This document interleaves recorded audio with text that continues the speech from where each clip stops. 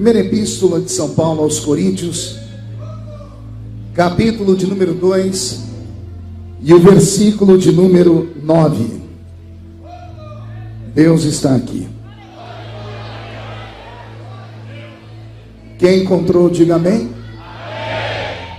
Está escrito assim: mas, como está escrito, aquilo que os olhos não viram, aquilo que os ouvidos não ouviram, aquilo que não subiu ao coração do homem, é o que Deus tem preparado para aqueles que o amam.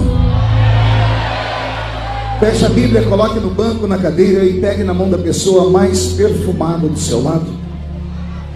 Ainda dá tempo. Aperte a mão da pessoa com carinho até ela falar aleluia.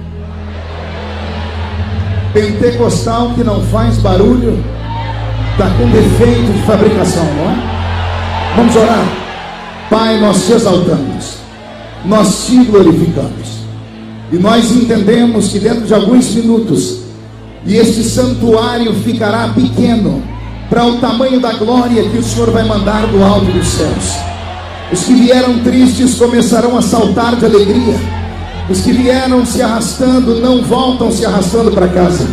Hoje voltarão voando nas asas de um novo tempo.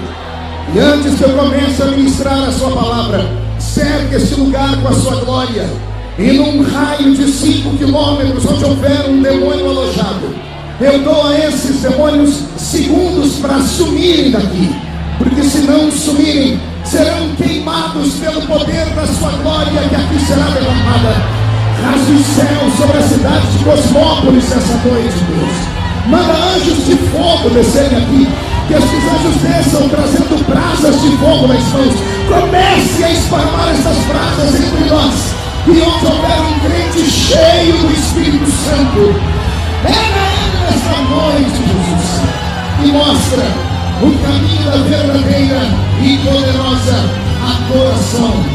Fala conosco, fica conosco. É o que eu te peço agora e sempre. E toda a igreja diz: os que podem, vão no seu assento, aplaudindo a Jesus, porque Ele é bom.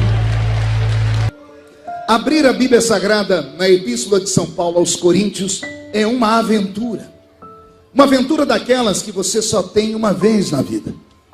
Conhecer a vida do apóstolo das missões, do apóstolo plantador de igrejas, do apóstolo idealizador do cristianismo como ele hoje é, do homem que conseguiu com muita autoridade encarar o concílio da igreja de Jerusalém na pessoa do apóstolo Pedro e dizer para ele: ou o cristianismo é uma religião pura, ou eu não caminho ao seu lado.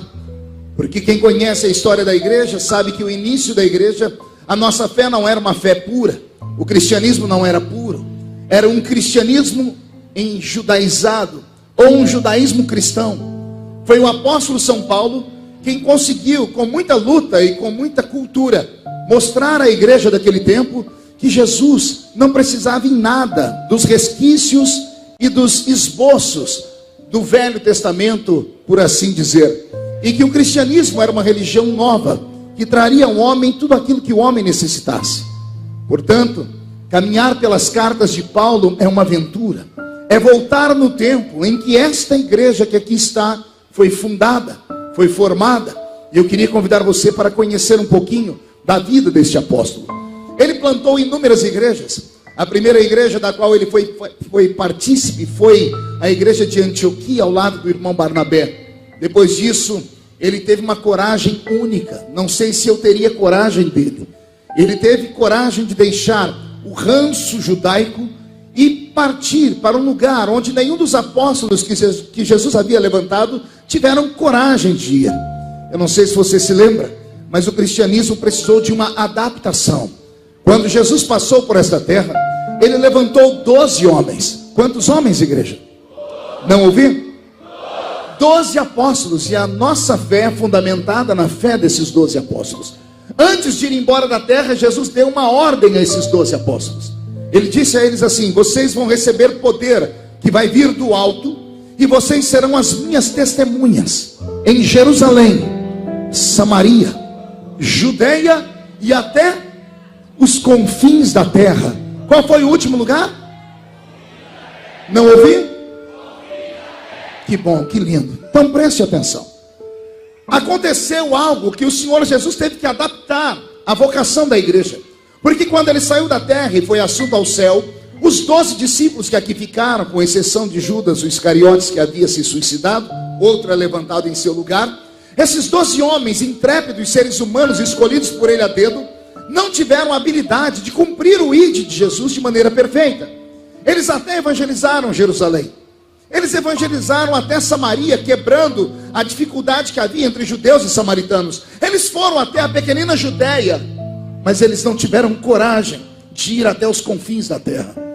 Não tiveram coragem de ultrapassar o limite das terras dos judeus e ir para a terra dos bárbaros. Bárbaros que na nossa Bíblia Sagrada, no Novo Testamento, recebem um apelido bonito. O apelido deles é gentios.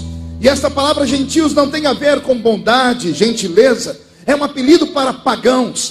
E o que eram pagãos? Homens e mulheres que serviam a deuses de prata, de pedra, de ouro. Então, para os judeus, esses povos que eram os demais além deles não mereciam salvação nenhuma. O apóstolo São Pedro teve dificuldade de aceitar as igrejas que Paulo plantou. Quem já leu a carta aos Gálatas sabe disso, da discussão de Paulo com Pedro acerca das doutrinas. Então o Senhor Jesus, quando observou que o cristianismo pararia nas regiões da Judéia, de Jerusalém e de Samaria, ele resolveu adaptar o ministério. E ao adaptar o ministério, ele fez algo extraordinário. Ele pegou um homem de 1,5 metro de altura, um homem que era caolho e manco de uma perna, um homem que tinha traumas tão grandes na sua alma, que ele acabou pegando todo o ódio pela vida e vertendo contra aqueles que foram os nossos primeiros irmãos na fé, recebendo ele cartas para, com autoridade, matar cristãos e fechar as igrejas. E foi numa dessas indas e vindas tentando fechar igrejas, que no caminho de Damasco, um nanico assassino chamado Saulo de Tarso, ou no original, Saul de Targite, acaba se encontrando com a glória do eterno Deus de Israel. E esta glória explode diante dos olhos dele. Interessante estudar essa história é que quando Jesus aparece para Saulo no meio do caminho de Damasco, os soldados que estavam amparando Saulo saíram correndo, deram no pé. Eles não viram, mas ouviram o estrondo da voz de Cristo. A pergunta que eu sempre fiz foi essa: se os soldados que são preparados para a guerra fugiram, por que Paulo não fugiu? Por que Saulo, ao invés de fugir, ficou paralisado, petrificado? Alguém pode imaginar que era porque ele estava numa situação de êxtase, mas não é isso. É que Saulo conhecia o Deus de Israel. Ele conhecia as histórias do Deus de Israel. Era ele um fariseu, ou seja, um religioso ortodoxo que conhecia todo o Velho Testamento. E ele conhecia uma palavra que estava escrita no Velho Testamento assim: de Deus ninguém escapa. Eles devem ter se lembrado, quando viu aquela glória explodir diante dele, do que disse o salmista Davi no Salmo 139: se eu colocasse a minha cama no alto da montanha, lá o Senhor estaria. Se eu descesse as profundezas do inferno, lá o Senhor também estaria. Para onde me fugiria eu da sua presença? Sabendo ele que não dá para fugir de Deus, nem para a esquerda, nem para a direita, nem para frente, nem para trás, ele ocupou o único lugar que faz Deus voltar atrás. Ao invés de ficar de pé paralisado, ele cai de joelhos no chão. E todo homem, toda mulher que se curvam diante de Deus são passíveis de receber a sua misericórdia.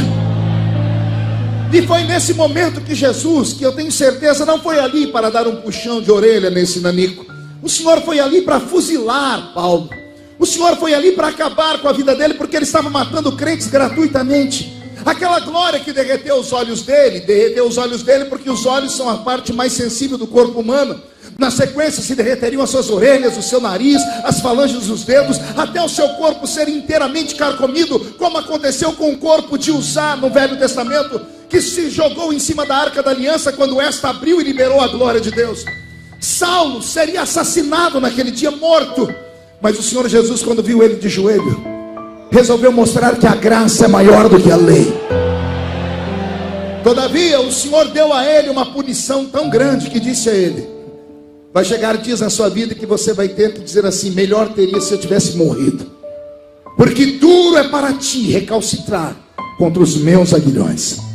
E assim nasce a história do 13º apóstolo. Ou seja, O apóstolo Paulo é uma adaptação na salvação e do evangelho. Ele só é salvo porque os outros não quiseram ultrapassar os limites de Israel. E eu até entendo os discípulos. Eu tenho alguns pensamentos. Eu imagino porque é que Pedro e os demais não tiveram coragem de pregar para os pagãos. Pergunte para mim, por quê, pastor? Só falo se todo mundo perguntar. Todos os 12 que Jesus havia chamado, com exceção de Mateus, eram homens pobres, eram homens iletrados, eram homens que mal sabiam falar o idioma onde nasceram. Como é que eles vão ultrapassar os limites da terra se eles não sabem falar os outros idiomas? Mesmo havendo uma promessa, o Senhor disse: se forem pregar o evangelho, vocês receberão novas línguas, e essas línguas darão vocês habilidade para pregar. Mas parece que eles não creram muito. Então o Senhor Jesus resolve levantar um homem chamado Saul de Tarsite. O seu nome é transformado em Paulo, e Paulo tem algumas coisas que os outros discípulos de Cristo não têm. Por exemplo, Paulo é formado, Paulo é instruído nas letras. Paulo estudou na Universidade Hebraica de Jerusalém. Ele teve como reitor o grande Gamaliel. E ele estudou leis. Quando a Bíblia diz que ele é um doutor da lei, a Bíblia não está dizendo que Paulo era um sacerdote. Os sacerdotes não vêm da tribo de Benjamim, da qual ele origina. Os sacerdotes vêm da tribo de Levi. Quando a Bíblia diz que Paulo é um doutor da lei, a Bíblia está dizendo em ipsis literis o que ele é. Ele é doutor em leis humanas. Ele era um advogado. O homem, além de advogado, é poliglota. Mais tarde, quando ele escreve as suas cartas, ele diz assim: eu falo mais línguas do que todos vocês. Talvez tenha sido por isso que Jesus tenha salvado ele também, porque ele poderia ultrapassar os limites do seu país e ir pregar a outros homens e outros povos, porque ele falava vários idiomas. Foi Paulo quem pregou na Espanha, e para pregar na Espanha tem que saber o espanhol. Foi Paulo que pregou em Milão, na Itália, e para falar e pregar para italianos tem que saber o idioma da Itália. Paulo era um poliglota porque era um homem rico, era um homem estudado. Nas suas veias corria o sangue azul. Ele vinha da aristocracia de Israel. Por isso era um homem extremamente habilidoso e cheio de conhecimento.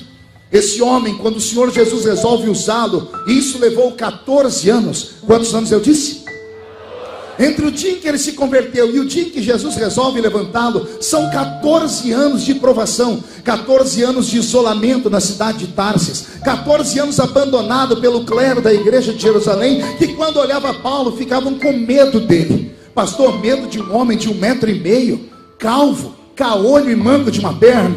O problema é que não se mede um homem da cabeça para baixo, se mede um homem da cabeça para cima.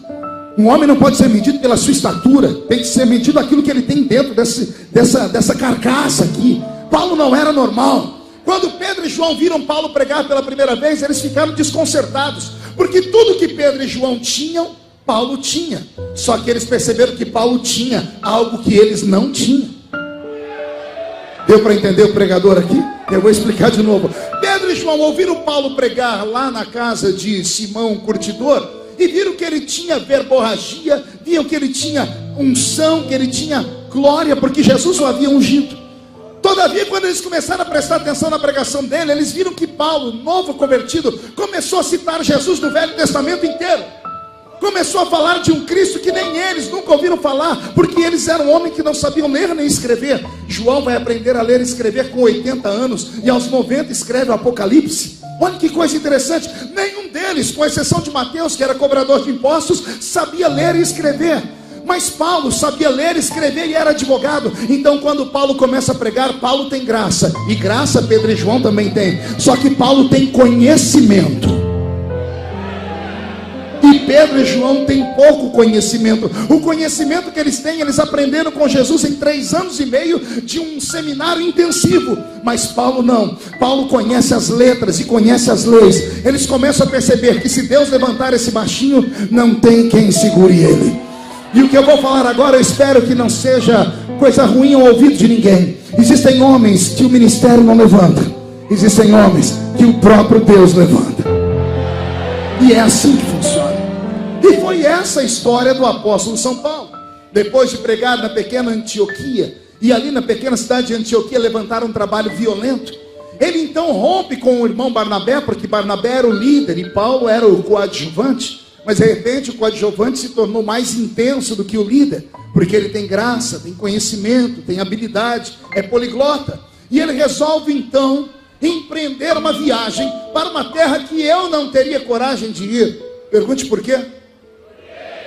Quer ganhar almas? É muito fácil pregar para pessoas pobres, pessoas com defeitos, anomalias, pessoas incultas, ignorantes.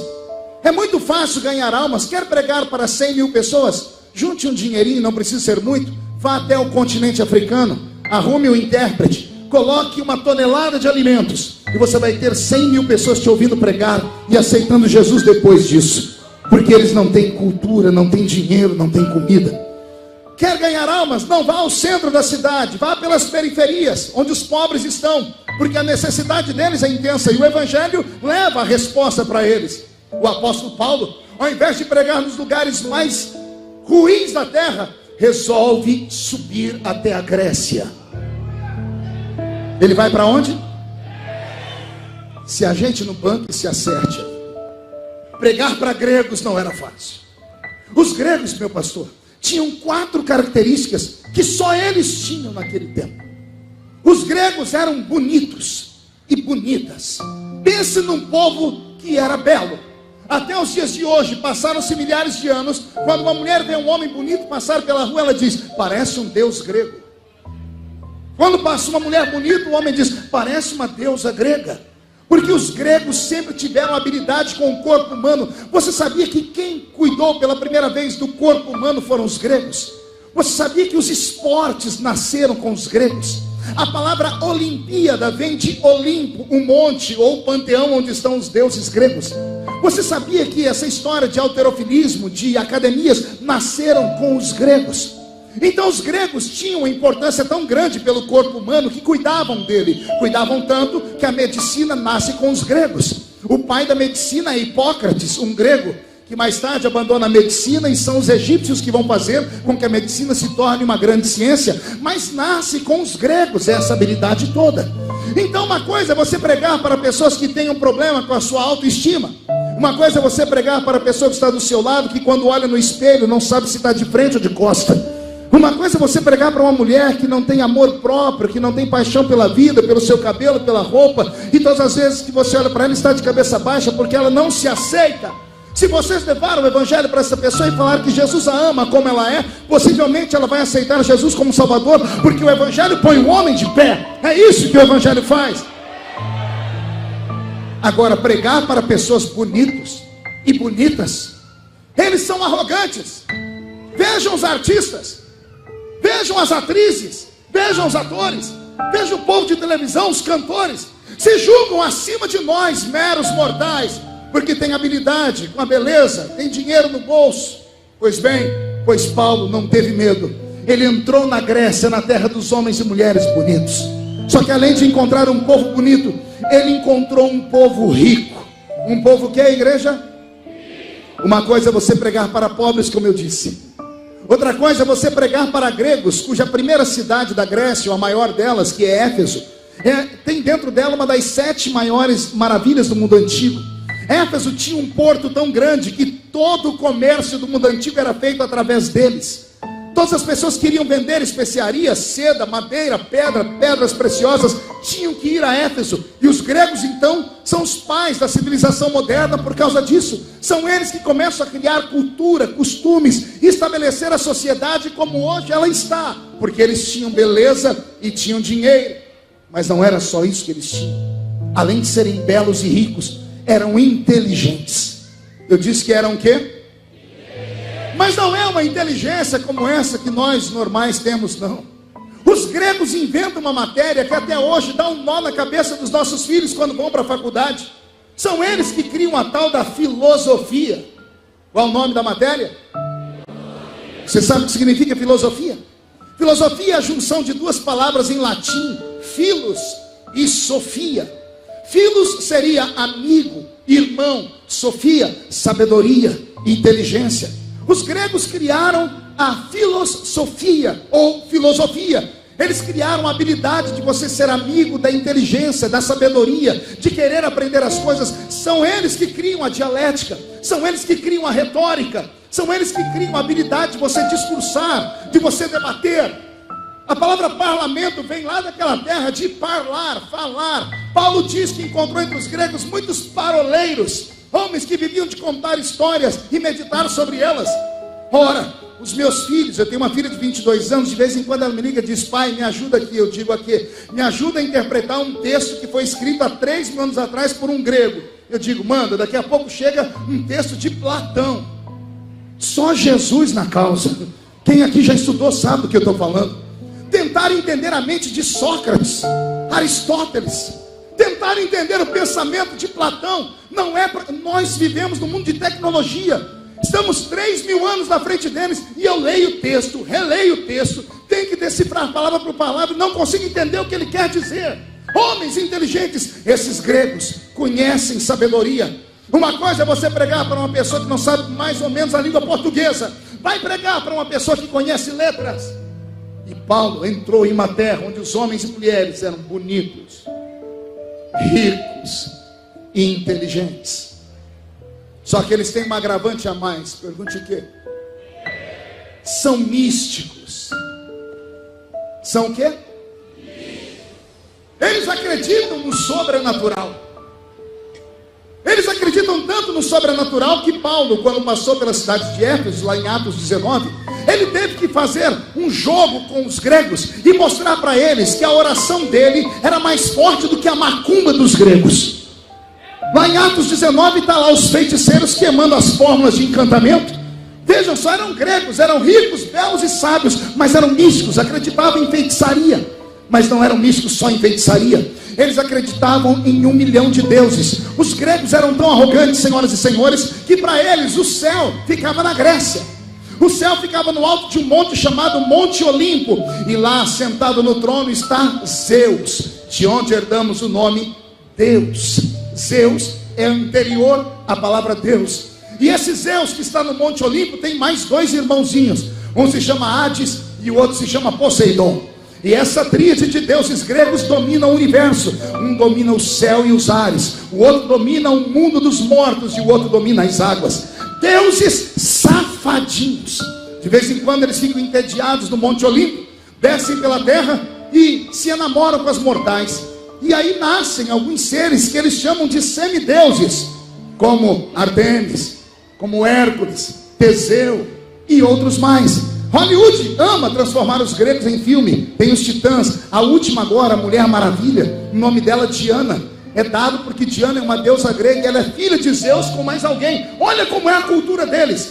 Eles acreditam em tantos deuses, mas tantos deuses, que Paulo um dia resolve entrar na cidade intelectual do mundo antigo chamada Atenas. E um nanico de 1,5 metro vai pelo centro da cidade e ele se assusta, porque ele vai passando perto de homens e mulheres altos, bonitos, bonitas, perfumados, cheios de ouro e prata, que ficam versejando e falando de sabedoria. Não bastasse isso, no centro da cidade ele começa a encontrar uma avenida cheia de altares. Esses altares têm imagens, e tem nome das imagens, e tem sacrifícios. Eu teria fugido dali, eu teria ido embora dali, mas Paulo não, era atrevido demais. Ele foi andando, ele queria ver o nome de todos os deuses, até que ele chega no último altar. E quando ele olha para o último altar, o coração dele acelera. Ele vê um altar que não tem imagem, não tem nome, mas tem sacrifício. E ele lê lá: ao Deus desconhecido. Muitos de nós, quando lemos esse texto, pensamos que Paulo no meio da rua levantou e começou a pregar. Nananina não. Ele sabia que não se podia pregar ou atrapalhar um culto aos deuses. Sabe o que ele fez? Ele foi para o Areópago. Ele foi para onde?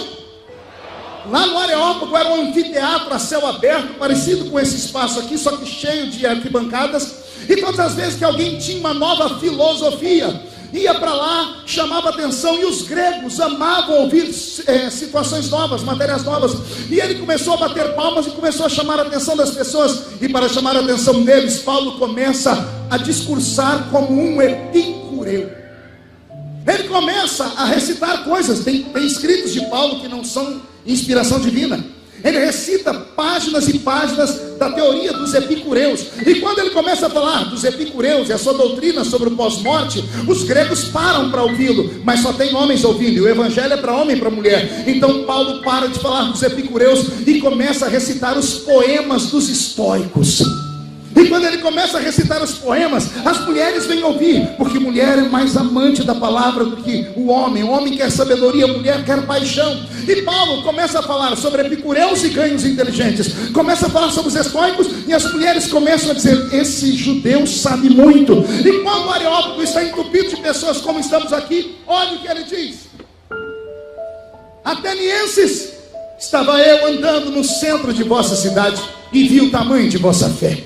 Quantos altares erigidos aos deuses do Olimpo! O panteão Olimpo foi glorificado neste dia. Todavia, vi que vossa fé é tão grande que cheguei em um altar que não tinha imagem, porque vocês não conhecem aquele Deus. Entendi que vocês ficaram com medo de desonrá-lo e ele os punir. E a sua fé é tão grande que vocês deram um sacrifício a um Deus que vocês não conhecem. E eu estou aqui para trazer uma boa notícia: o Deus desconhecido recebeu o sacrifício. Vocês não me viram falar sobre epicureus e sobre estoicos? Eu não sou um homem normal, eu sou um sacerdote do Deus desconhecido. E eu quero falar para vocês que ele é maior do que Zeus, maior do que Atenas, maior do que tudo e do que todos. Ele morreu na cruz do Calvário, ressuscitou ao terceiro dia, foi assunto ao céu, e qualquer dia desses voltará para arrebatar o seu povo que está neste planeta adorando.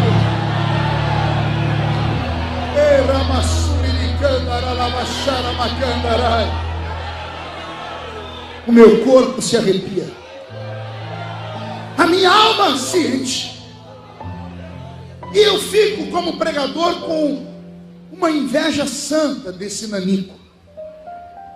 Eu explico por quê. Ele não tinha carro, ele não tinha avião, ele não tinha um telefone, ele não tinha rádio, ele não tinha internet, ele não era rico, porque foi deserdado pela família quando se converteu. Ele não era um homem grande e importante, era uma pessoa que quem passasse por ele ignoraria, porque era um homem pequeno que arrastava uma perna e tinha problema nos olhos. Ele escreveu a carta aos Gálatas: eu sei que vocês me amam tanto que, se possível fosse, vocês arrancariam seus olhos e me dariam ele.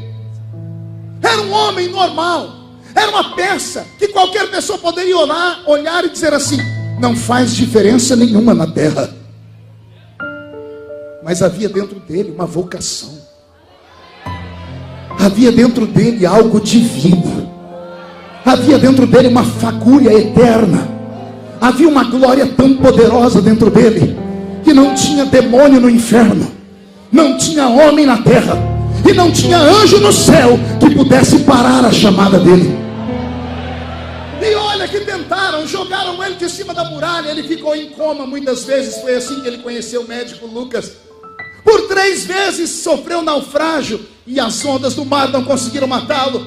Uma vez uma víbora mordeu a sua mão e ele a sacudiu no fogo, e o veneno era para ter matado ele em segundos, e ele permaneceu vivo. E um dia falaram para ele: você não tem medo da morte? Ele disse: não. Você não tem medo de nada? Ele disse: não. E perguntaram por quê? E ele disse: porque nada me separa do amor de Cristo. Nada me separa do amor de Cristo.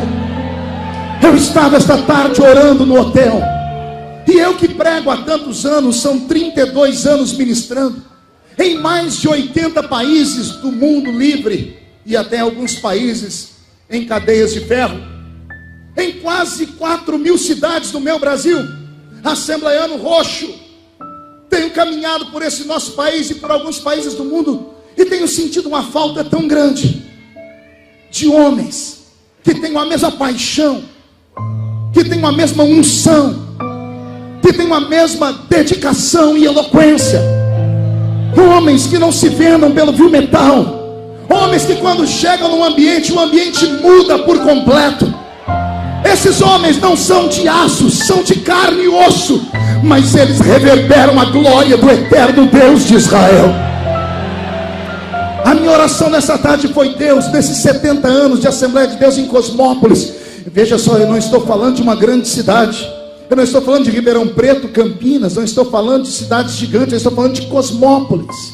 Por quê, pastor? Porque é numa cidade como essa de interior que Deus pode, neste ano, dar para nós a unção do vinho. A unção do vinho é alegria, E como é que a igreja fica alegre? Quando ela explode dentro dos dons do Espírito Santo. Ah, como eu gostaria que esse culto fosse transformado, pelo menos na essência de um culto de 30 anos atrás.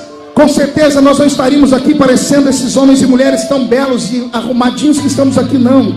Porque isso aqui está parecendo mais uma reunião do Rotary Club, do Lions Club, do que um culto pentecostal. Porque em culto pentecostal os crentes não ficam de braço cruzado nem mascando chiclete. Ali atrás tem umas duas meninas que não param de lixar a unha. Alguém avisa essas garotas que aqui não é um salão de beleza. Ali atrás estou vendo casaizinhos dando beijinho no rosto um do outro, como se aqui fosse o show do YouTube que está tendo em São Paulo. Aqui não é isso.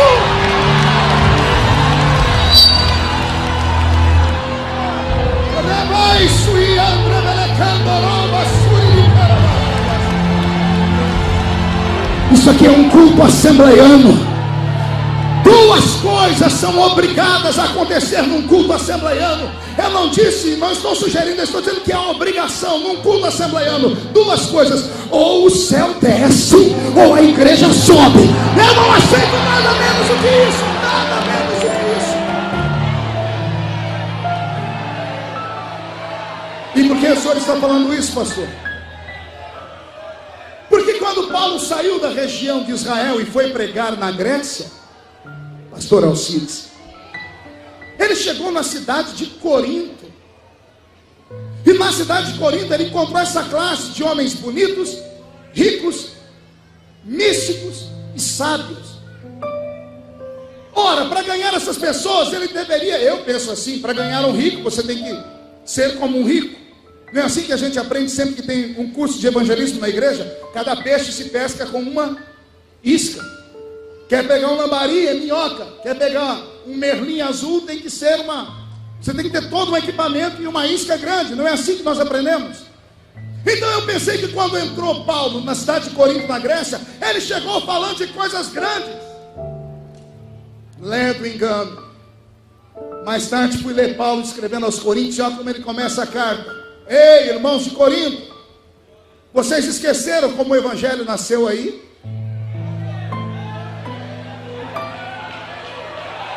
Quando eu fui ter convosco, nada do que eu vos falei foi em sublimidade de palavras de sabedoria humana. Mas quando eu fui ter convosco, o que eu levei para vocês foi revelação, foi demonstração, foi glória de Espírito e poder de Deus.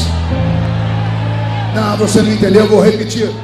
Paulo está dizendo: quando eu fui ter com aqueles arrogantes gregos, quando eu fui ter com aquele povo rico, cheio de dinheiro e cheio de tudo, eles queriam ouvir um filósofo, mas eu não fui como filósofo. Eu tive que chegar neles e mostrar para eles que Jesus é maior do que a filosofia, de que Jesus é maior do que o dinheiro, de que Jesus é maior do que a beleza, de que Jesus é maior do que a cultura.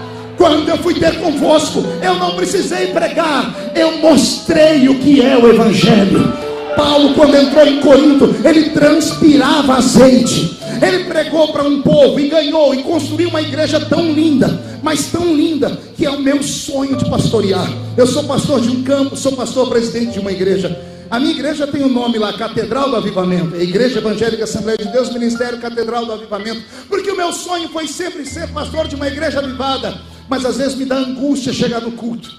Tem culto que eu só escuto 2 barulhos quando lá estou, quando estou pregando. Um é o meu pulmão quando eu paro de pregar, e o outro é os mosquitos que estão voando no culto. Às vezes eu acabo engolindo 1 ou 2 ainda. Isso não é avivamento. Que inveja da igreja de Corinto. Pergunte por quê. Pense numa igreja que para você entrar no culto, você era obrigado a chegar num diácono lá fora e dizer assim para ele: me dê a minha senha. E o diácono te dava um número, e você entrava e sentava no culto e ficava ansioso olhando o seu número para ver que hora que chegava a sua vez. O senhor é louco, pastor? Não, eu só leio a Bíblia. Pense numa igreja que você tinha que pegar uma senha para saber em que horas você poderia profetizar. Não, pastor, é porque o culto era muito equilibrado. Conversa fiada. Era um culto completamente anormal. Paulo é o único pastor do Novo Testamento que quando vai cultuar com a igreja diz assim: gente, calma. Você pode falar em línguas, mas pelo amor de Deus, levanta alguém para interpretar. Todo mundo pode profetizar, mas cada um a seu tempo. Imagina você ter que passar o culto inteiro segurando o crente no banco. Quieta. Você quer, meu irmão? Não, quieta. Imagine você congregar numa igreja onde os crentes são tomados pelo Espírito Santo. Não, você não entendeu ainda. Eu vou te mostrar como era Corinto. Nós não estamos mais em Cosmópolis agora. Nós estamos na cidade de Corinto. Respire fundo. Olhe para a pessoa da sua esquerda. Cuidado, esse aí é profeta. Olhe para o da direita. Esse cura os enfermos. Olha o que está atrás. Esse interpreta línguas estranhas. Olha o que está na sua frente. Esse expulsa os demônios. Olhe para os músicos. Esses têm o discernimento de espírito. Olhe para aquele coral. Essas moças são possuídas pelo Senhor e têm a visão além do alcance, chamado de dom da revelação. Imagine você congregar numa igreja onde o diabo não tinha coragem nem de passar pela calçada, porque se passasse escorregava no azeite que saía de dentro daquele santuário.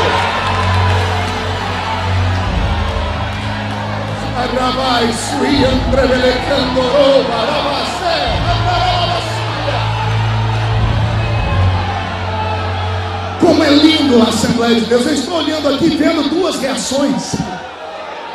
Eu vejo que os mais velhos como eu, crentes tarimbados, criados no meio da montanha, no mato, gente criada naqueles cultos que só Jesus na causa, quando escuta uma palavra como essa, a gente só falta voar.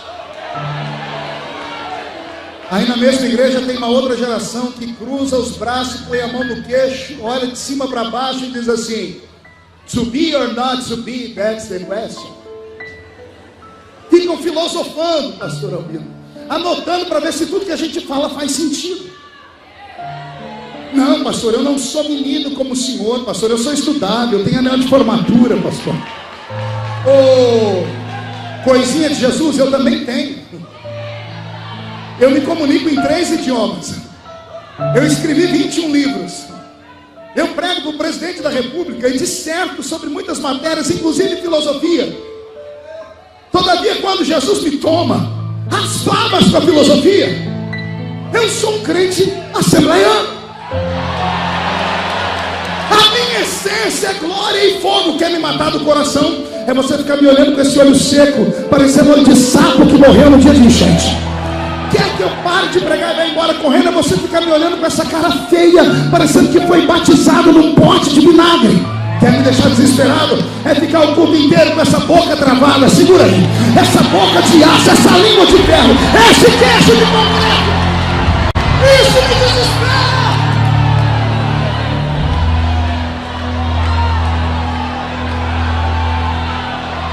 Está dando um nó na cabeça de muita gente. Como assim, pastor? Tem muitas pessoas que quando me viram aqui dizem assim: vamos ver se ele ainda está igual. E quando eu cheguei, olharam a minha roupa, o meu cabelo, a minha barba, disse aí, já era. Está mudado, estou mesmo. Para melhor.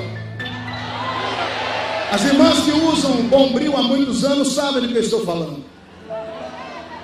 O Bombril às vezes muda a embalagem para poder vender, mas o conteúdo é o mesmo. Às vezes é preciso dar uma melhorada na embalagem, mas o conteúdo é o mesmo.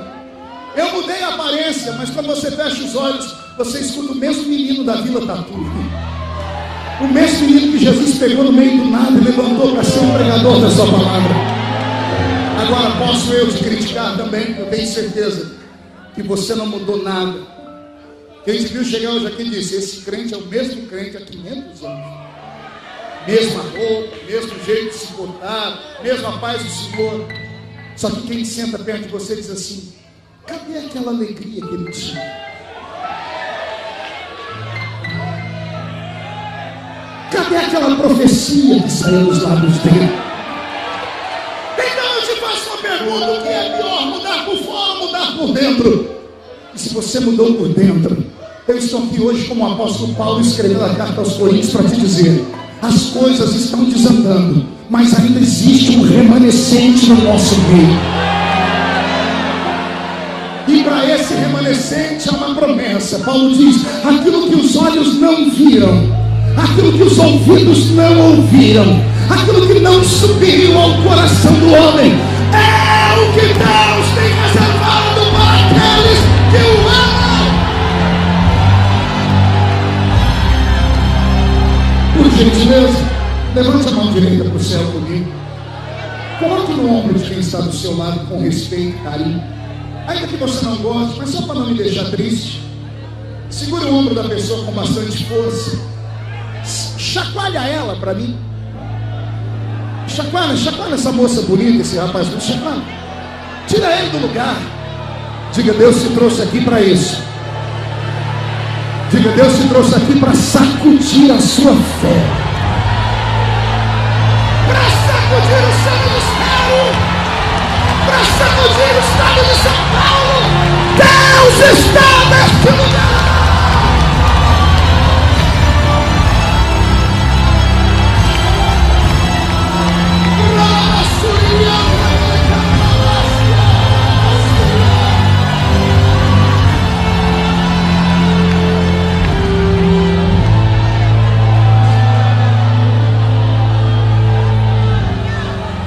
Respire fundo, aperte o cinto, que eu vou começar a pregar.